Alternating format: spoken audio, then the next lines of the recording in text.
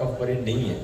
वहाँ पर बच्चों को शिक्षण देना, शिक्षण देके उनको जीवन में लड़ने के लिए तैयार करना, इसके लिए विशेष प्रयास करने पड़ते हैं। और विशेष प्रयास डॉक्टर व्यास जी ने भी किए थे, DR व्यास जी ने भी किए थे, इनके पिताजी ने भी किए और निखिल जी भी कर रहे हैं।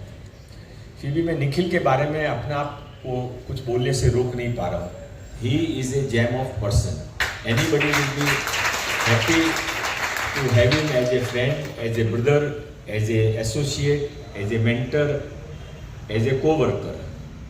फुल ऑफ एनर्जी, पूरी ईमानदारी, पूरी पारदर्शिता है। जो यहाँ से बोलता है वो इसके यहाँ पर रहता है। और ऐसे लोगों के साथ में जीवन में रहने का और काम करने का आनंद आता है। जब लोग आदमी सोचते कुछ और हैं, बोलते कुछ और हैं, पीछे बैक ऑफ माइंड और कुछ चल रहा होता है, ऐसे लोगों से मुझे तो बहुत डर लगता है।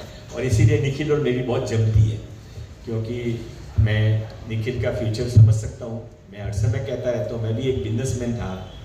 अब तो 5-7 साल से मैंने व्यापार छोड़ दिया है, पर मैं तब भी, जब मैंने पहला चुनाव 95 में लड़ा था, तभी मुझे लोग कहते थे कि ये आप तो बिल्डर हो, ऐसा हो वैसा हो, आपका राजनीति में क्या काम है।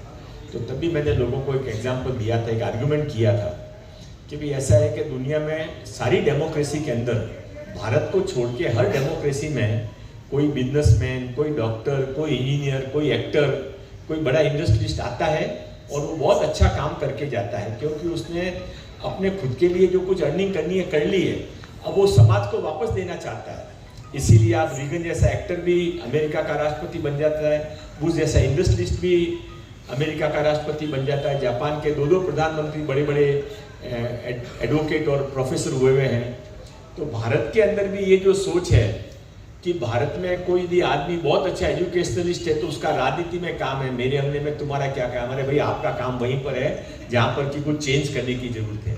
और इसके लिए मैं निखिल को कहना चाहूँगा, आप सबको सहयोग देना चाहिए कि जब लोग अपनी कल्पकता से कोई आदमी आगे आता है तो वो समाज को कुछ न कुछ देता है। और समाज और निखिल के बारे में मैं इतना ही कहकर अपनी बात समाप्त कर दूंगा कि निखिल, आपको रुकना नहीं है। इतने लोग आपके साथ हैं तो आपको झुकना भी नहीं है, आपको रुकना भी नहीं है, आपको आगे बढ़ते जाना। और दुनिया का नियम है कि जो आगे बढ़ता है दुनिया उसके पीछे जाती है। आप बहुत ज़्यादा कोशिश करते हो रास्ता ढूंढने की तो लोग रास्ता देते नहीं है, भीड़ बहुत है। और इसके लिए आपको कोई भी कीमत पर आगे बढ़ने की हिम्मत रखनी है। आगे बढ़िए, हम सब आपके साथ हैं। आज चौक का उद्घाटन किया गया, क्या कहेंगे? क्या हमारे सबके लाडले युवा नेता बम्बई के निखिल व्यास जी के परिवारों के प्रयत्नों से उनके दादाजी ने जो यहाँ पर स्कूल बनाई थी, उसको मुंबई महानगर पालिका ने और महाराष्ट्र सरकार ने उसका योग्य रीति से सम्मान करते हुए यहाँ पर DR व्यास चौक का नामकरण स्वीकार किया था। आज यहाँ पर हम सभी लोगों ने मिलकर, सारे कांदी मेलिकरों के साथ में मिलकर उद्घाटन किया और बहुत सुंदर चौक बना है। और चौक न केवल एक वस्तु बनी है बल्कि आने वाले समय में विद्यार्थियों को और समाज को प्रेरणा भी देता रहे। राम मंदिर उद्घाटन का दिन जैसे जैसे बातें अलग अलग प्रकार की निकल रही है, जितेंद्र आवाड के बयानों को लेकर क्या कहेंगे? ऐसा है कि भगवान राम के नाम में इतनी ताकत है कि गिलहरी ने पत्थर डाले तो वो भी ब्रिज बन जाता है। तो जो भगवान राम के काम आएगा, भगवान राम उसकी रक्षा करेंगे। जो भगवान राम के आड़े आएगा उसका वही हालत होगा जो कि राक्षसों का इसके पुराने जन्म में हुआ। और व्यास चौक का उद्घाटन मुंबई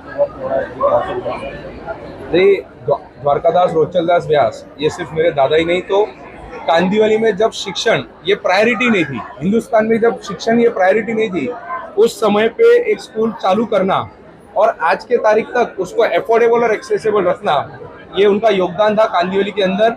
और इसीलिए हमने सरकार से विनती की थी, मंगल प्रभात लोढ़ा जी, योगेश सागर जी, गोपाल शेट्टी जी, ये तीनों के प्रयास से आज चौक को परमिशन मिला।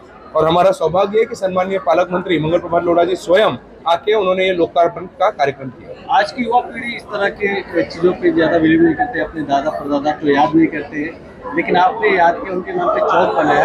युवा पीढ़ी को खासकर क्या मैसेज देंगे? नहीं, मुझे लगता है कि अंग्रेजी में कहावत है, the country who forgets it's martyrs is soon invaded again bye foreigners.